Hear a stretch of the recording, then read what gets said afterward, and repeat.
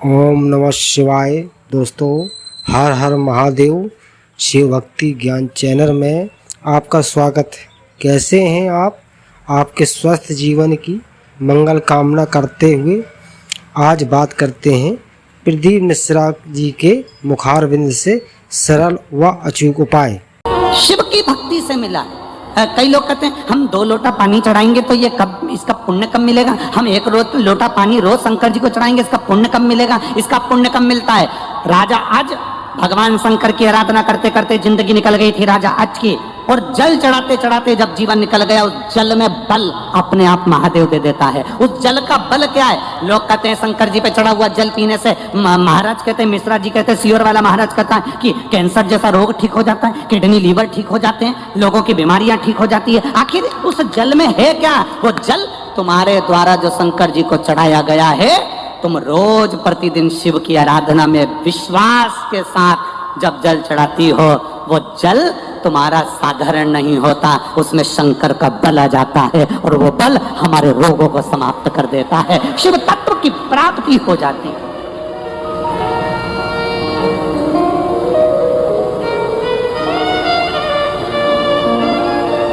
अब लंका का राजा रावण तो कितना विद्वान था। लंका का राजा रावण भी हंसा था राजा अच को देखकर जब उन्हें पानी पीछे फेंका।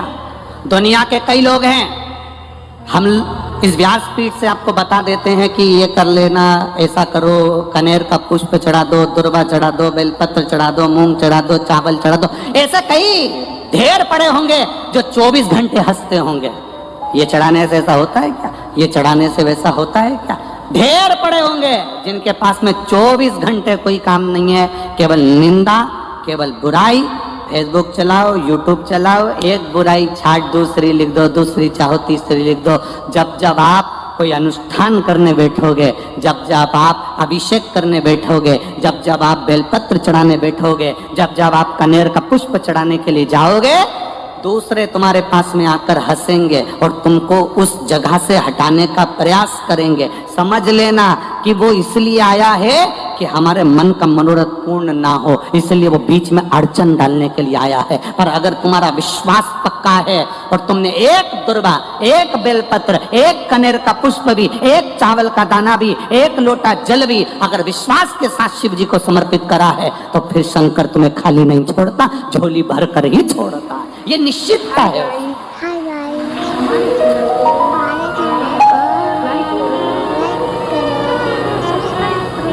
आप उसके भरोसे रहो ना, आप उसके विश्वास पर जियो ना।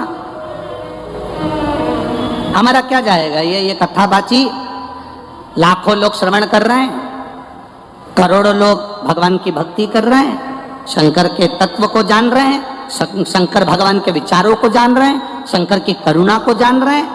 हमारा क्या जाएगा। यहाँ कथा बाची, फिर तिल्दा नेवरा चले जाएंगे। 1 तारीख से 7 तारीख तक तिल्दा नेवरा में छत्तीसगढ़ में कथा हो जाएगी, वहां पहुंच जाएंगे। वहां कथा पूरी होगी, दतिया पहुंच जाएंगे। दतिया पूरी होगी, फिर वापिस राजगढ़ के क्रम में पहुंच। ये सब कथाओं का क्रम चलता रहेगा। पर आपके भीतर अगर विश्वास जागृत हो गया, एक बार आपको समझ में आ गया कि 1 लोटे जल का महत्व क्या है, घर के बच्चे के हाथ में 1 लोटा पकड़ाओ और उससे कहो कि तू जल चढ़ा के आ। जिस घर का बच्चा 1 लोटा जल हाथ में पकड़कर शंकर को चढ़ाना चालू कर देता है, उस घर के बच्चे को किसी बैंक में खड़े होकर हाथ जोड़कर लोन लेने की जरूरत नहीं पड़ती, भगवान इतना दे देता है।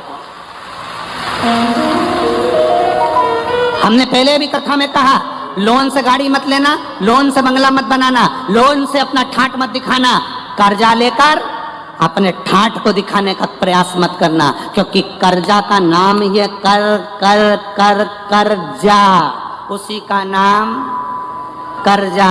जो कर कर के चला जाए, एक बार लोन ले लो, जमा कर कर के जमा हो जाओ। क्या मतलब लेने से। भगवान के चरणों में बैठकर भगवान से कहना, भोलेनाथ से कहना, मेरे बाबा दया करना, मैं तेरे भरोसे हूँ, मेरे बाबा दया करना,